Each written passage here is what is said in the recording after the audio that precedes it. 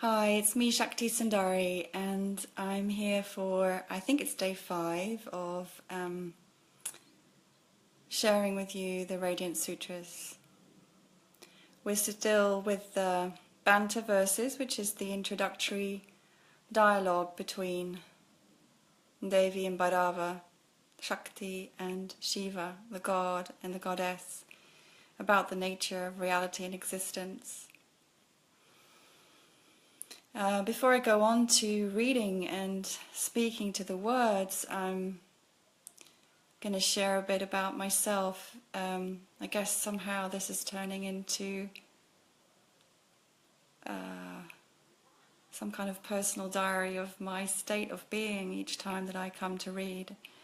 I notice a bit of fear for me arising around that in terms of showing myself so vulnerably, so real. Although, yeah, I am totally committed to being authentic and being real, but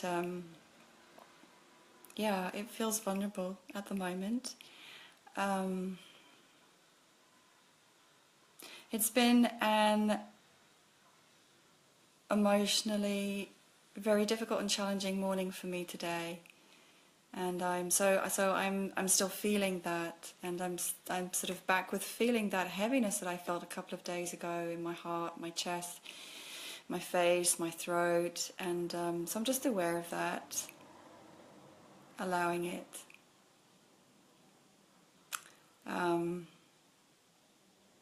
And I guess the vulnerability comes from being seen in that in that place, and excuse me, knowing that I'm also a teacher and a facilitator, and many things may be projected onto me in terms of this one who is always ecstatic and always joyful and always radiant and positive. And yeah, the reality is that just like everyone, I journey through many different states of being and feeling, and I feel a lot. So that's my personal sharing, and that's how I'm beginning this reading today. And again, I notice how much I'm anticipating the balm of these words, because they really are like that for me. My voice has gone a bit croaky today, I don't know why. So, and now to the sharing. So we're at Banter verses 10 to 12 of the Radiance Sutras. This is the beautiful translation. I will keep referring to it for anyone who's tuning in for the first time. By Lauren Roche. This is the cover of the book. The Radiance Sutras, 112 Gateways to the Yoga of Wonder and Delight. So, first to speak the Sanskrit to the best of my ability. And this is Shiva speaking to Shakti. Dayana artam branta butirnam kriya adam varavartinam kevalim vanitam pumsam vikalpa nihata atmanam tadvatana nava atmasa shabada nashina bhairava nacha asatri shiradeva nacha shakti tri atmaka naru bindumaya va api nachandra ada nirodika nachakra krama sambiva nacha shakti svarupaka. I just love reading the Sanskrit. It's so beautiful. It's so beautiful. And the English translation.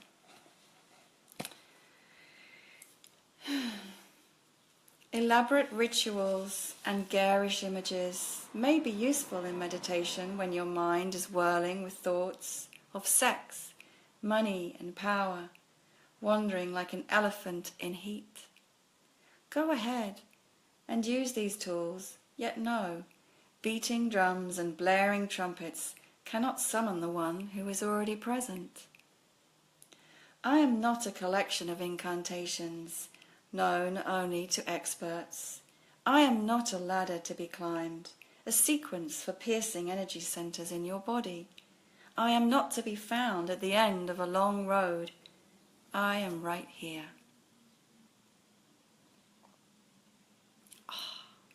I'm going to read it again and then begin to add some commentary. Shiva speaks to Shakti.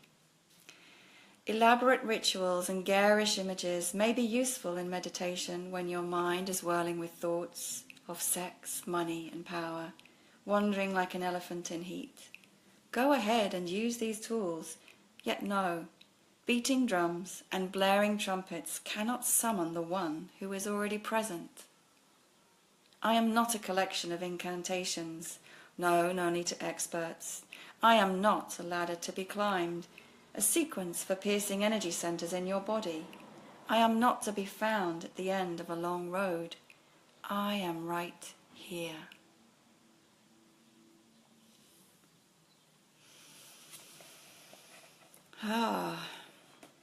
So the thing that strikes me most from reading that today, and of course every day is different.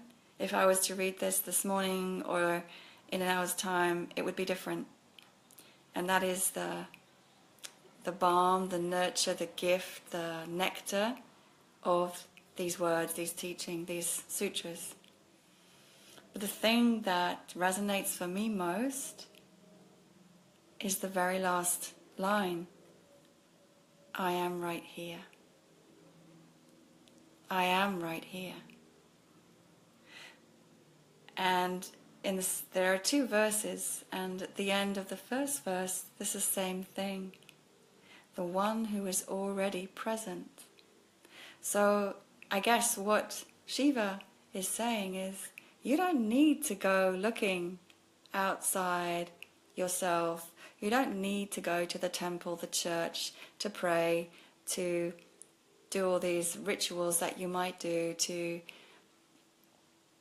speak all these mantras that you might speak or sing, do all these practices that you think will awaken you to your true nature and to higher consciousness. And he speaks of, I am not a ladder to be climbed, a sequence for piercing energy centers in your body. So referring there to the chakras, which we're very familiar with in Tantra and in yoga, the 7 energy centers that reside at different points in the center of our body, just in front of the spine, these energy centers that correlate with different aspects of our physical being, our emotional being, and our spiritual being and our energy body. So Kundalini Yoga, the practice that I teach, is all about raising this energy of awareness, Shakti, and awakening each center. Tantra, the same thing. We focus very much on drawing up the Kundalini, the sexual energy, through our energy centers so that it flows from root to crown and back and around the body, and or exchanging that energy with another. And actually, although he says, go ahead, do that, particularly if your mind is swirling with thoughts. Use these tools. Yeah, there's nothing wrong with that. But no, they cannot summon one who is already present. I am not to be found at the end of a long road. I am right here. And there is such great comfort in that knowing. It just makes me want to sit back and breathe deeply and sigh and remember and realize and recognize, oh yes, all I have to do is just stop for a moment. Stop the thoughts, stop running away with myself in reactivity and emotions, and just remember, just feel, and just know instantly, I am that. I am that.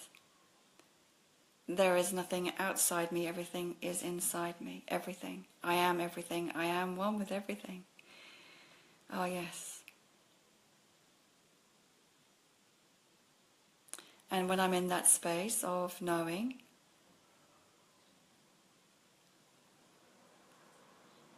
there is no thought, there is no search, there is no yearning, there is no looking.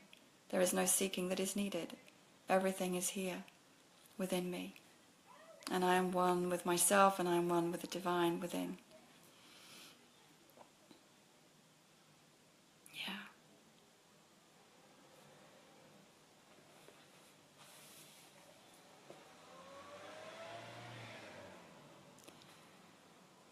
And quite magically, I don't know how long I've been talking, but simply by connecting with the truth of these words, I've taken myself on a little journey from feeling off-centered and feeling heavy-hearted and a bit discombobulated to feeling totally at one. Thank you for watching. Still feeling vulnerable, but thank you for watching and being with me, and join me again tomorrow for more from the Radiance Sutras. Namaste. Sat Nam.